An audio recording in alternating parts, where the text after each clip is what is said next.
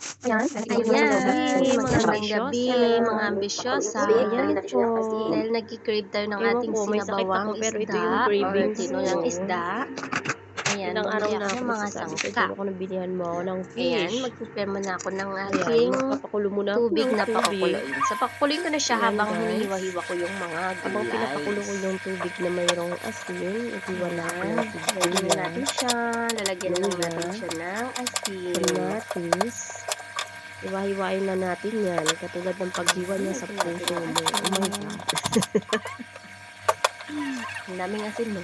Ayan, set aside muna natin Pa-offer siya. kasi yung asin. Tapos ayan, mayroon tayong So, onion ayan, hiwain na leaves. natin yung ating luya. Yung onion leaves, tinatanggalan ko pa Balatan siya ng natin balat kung kasi ayaw mo medyo balatan tuyot ang na hiwain ng jowa mo. yung balat niya. Kaya yun yung tinatanggal natin. Ayan, hiwain lang natin ang ating onion leaves. Balat ako natatakam na. Never mind sa background. Hindi ko napansin, Yan nakabukas pa talaga rin yung yung cravings para ko malinis ngayon yung na toilet. masama yung pakiramdam ko. And then ayan, mayroon din tayong, cravings ko yan. ang tawag doon, lemongrass. O tanglad. Ayan, tapos yan, tinatanggalan ko lang ng buto yung kamatis. Alam nyo, habang nagluluto ako, natatakam na ako. Kasi namimiss ko talaga yung sa bukid. Yung itsura ko, ang putla-putla ko. So, ayan, after kumulo ng tubig na may asin, nilagay ko na kaagad siya. So, ayan. Ito talaga yung magpapasarap sa ating tinulang isda. O sinabawang isda. Ang alugbati. Actually, nakabili na ako ng kitpichay eh. Tapos, nung pumunta ako sa other supermarket, kasi padala ako ng pera. Tapos, sabi ko, bibili ako ng isda doon, yung maliliit na talakitok. Kaya nakita ko to. Kaya sabi ko, oh my God. Sobrang paborito ko tong sarap niya, diba? alugbati na to. Nakalimutan ko na kung anong English niya So, eh. ayan. Basta alugbati yan sa atin. So, Kumukulo na tataba. siya. O yan, diba? Papakuluin lang Kulong-kulo natin na ang siya. pakukuluin Pinapakulo ko yan. talaga siya para yung naaamoy As in ko na my yung kanyang mga aroma.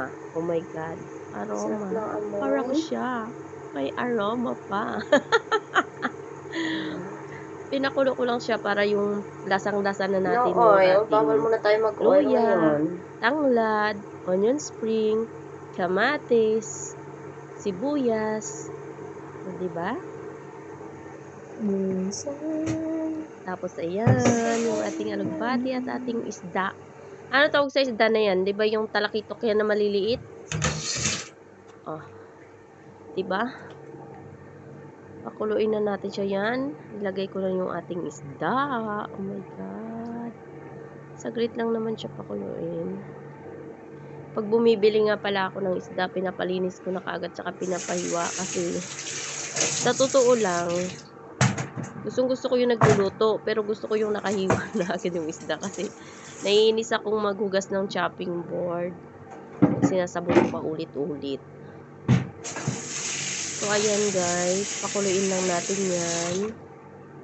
Pakuluin ang pakuluin hanggang maluto ang isda. Diba? So, ayun na nga.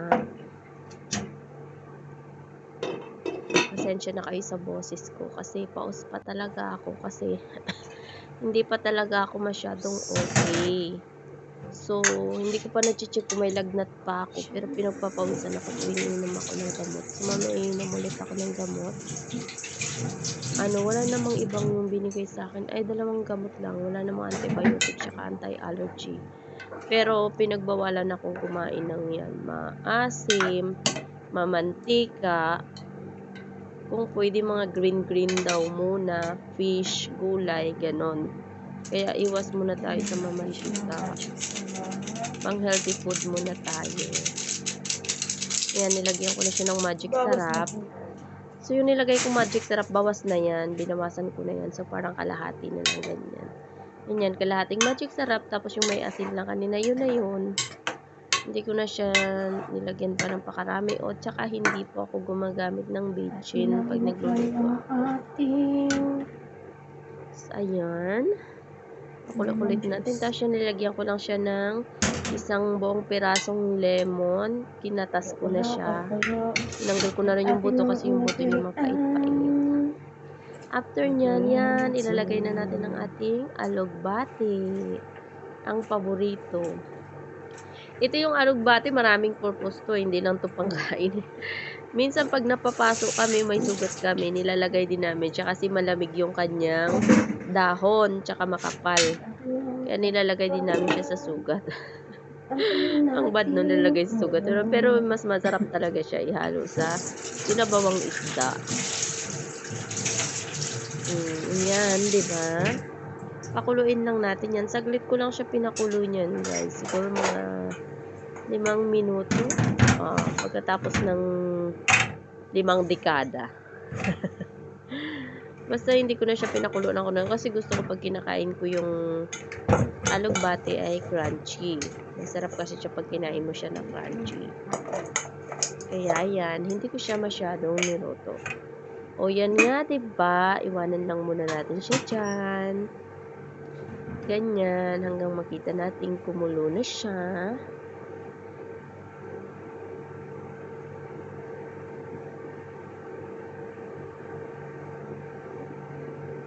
Ang tagal kumulo, no? Inantay mo rin ba?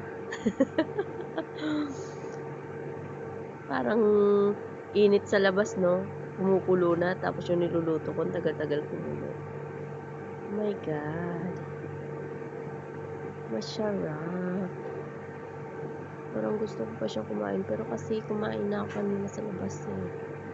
Kumain ako kanina, hindi ko natapos yung pagkain ko kasi nag-message na yung Joy. Punta na daw siya sa city sa Starbucks kung gusto ko daw ba sumama. Sumama naman ako, kaya hindi ko natapos yung pagkain ko. Nag-walking lang ako doon. Tapos siya nagkakape. Ayaw ko naman magkape kasi pinagbawal din sa akin ang pagkakape. So, ayan guys. After ng 5 taon, kumulo din siya. O, diba? Ayan na. Ang sarap niya. Takam na talaga ako. Diba? May nasa basak lang na konti yung dahon para okay na. Ayan na siya, guys. Luto na siya. Ayan. Of course. Serve na natin. Lagyan natin sa mangkok. So, yan. Diba? Kumuha na ako ng isa. Tapos, buntot. Binalik ko, guys. Gusto ko kasi yung laman. So, ayan. Kumuha ako ng isang laman. At ayan. Lagyan ko siya ng maraming sabaw. Ayan. Lagyan natin ng maraming dahon. Okay. Yung mga ganyang luto lang. This is it. Ang sarap. Sobra. So, Feel na feel ko na sa probinsya ako. Feel na feel ko pinagluluto ako ni mother. So, ayan na guys. Tikiman time. Tikiman time na tayo. Ayan. Unang higo. Sarap. My God. Perfect. Ang sarap. Ang sarap-sarap niya.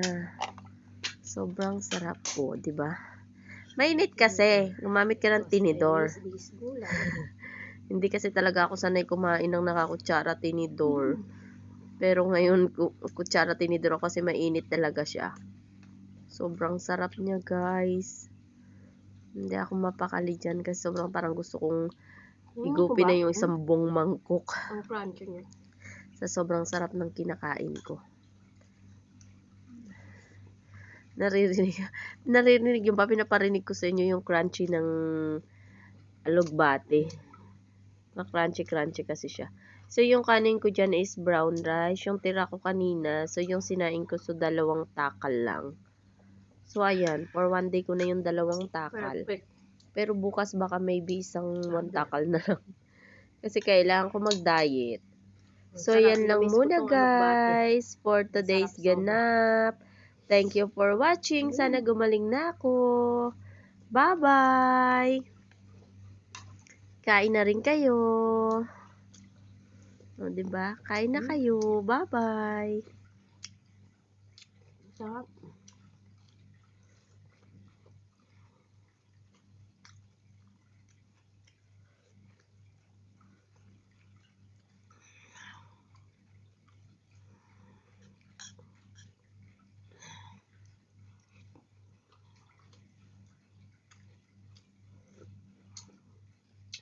Sarap.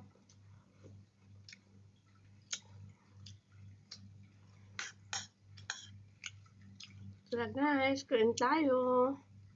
Thank you for watching. Bye-bye!